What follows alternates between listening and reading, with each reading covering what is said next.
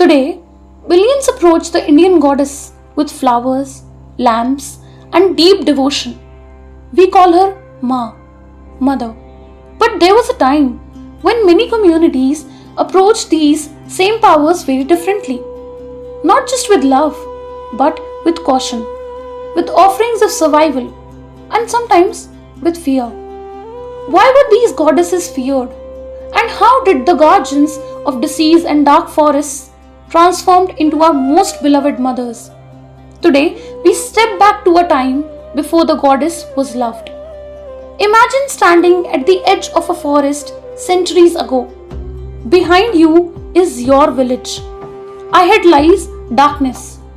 You don't know if your crops will survive or if the river will flood. In this uncertainty, people searched for protection. They didn't find it in distant kings, but in the land itself. In the forest of Bastar, communities turned to powerful mothers like Danteshwari and Mauli. Even today, Bastar celebrates a Dashera that lasts for more than 2 months, one of the longest in the world. And at its heart stands not Rama, but the goddess Danteshwari, not just as a deity, but as the literal protector of the land.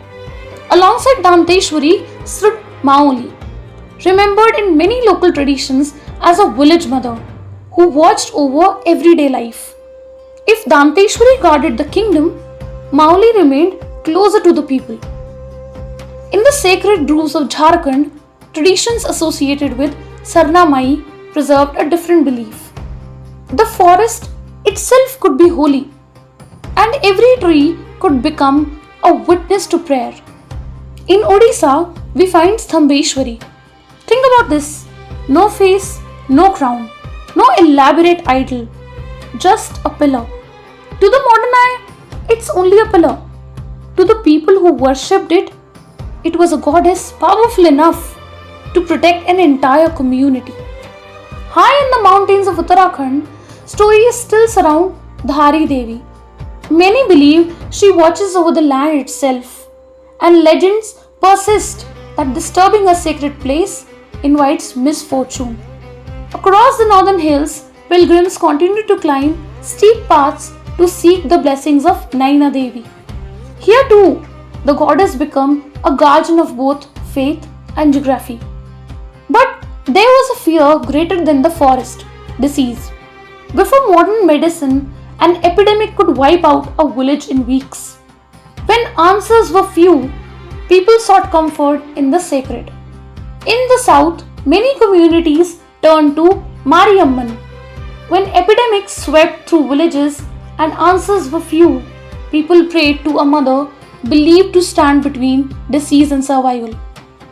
Haryana, in the north, families invoked Shitala Mata, a goddess closely associated with protection during outbreaks of smallpox.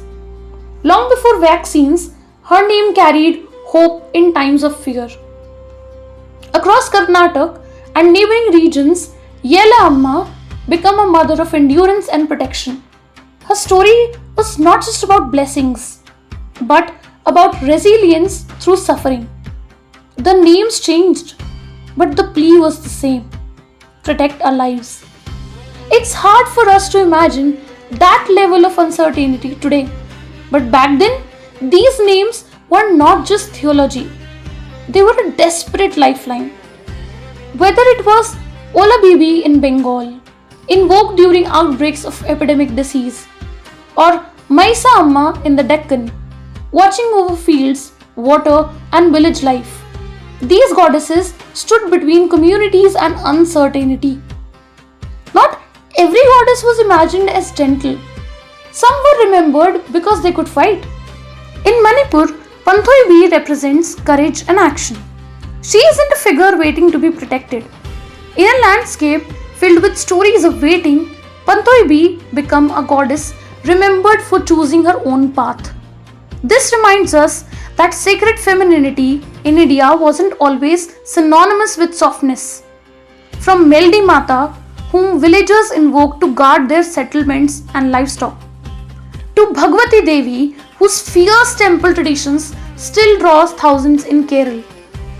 Protection often wore a formidable face because in a harsh world, you didn't just need a mother to comfort you, you needed a mother who could win. So, what happened? Most of these traditions didn't disappear, they transformed. Village mothers became regional protectors. Regional protectors became figures known across the subcontinent. In Assam, Kamakhya became a central pillar of faith, still honoring the primal cycle of menstruation of the beloved goddess during Ambubachi. Far to the north in Kashmir, devotees gather at the sacred spring of Kheer Bhavani. For generations, stories have endured that the waters change before moments of great significance, making the spring itself part of goddess's mystery. In Bengal, the village Chandi Devi became the great goddess of the Puran. Fear didn't vanish, it matured into a deep, respectful love. The guardian of the forest became the mother of the universe. Even on the distant Andaman Islands, memories survive of Biliku, a powerful spirit associated with storms and forces of nature. Her story reminds us that India's sacred landscape extends far beyond temples and kingdoms. India's goddess traditions are vast, sacred tapestry.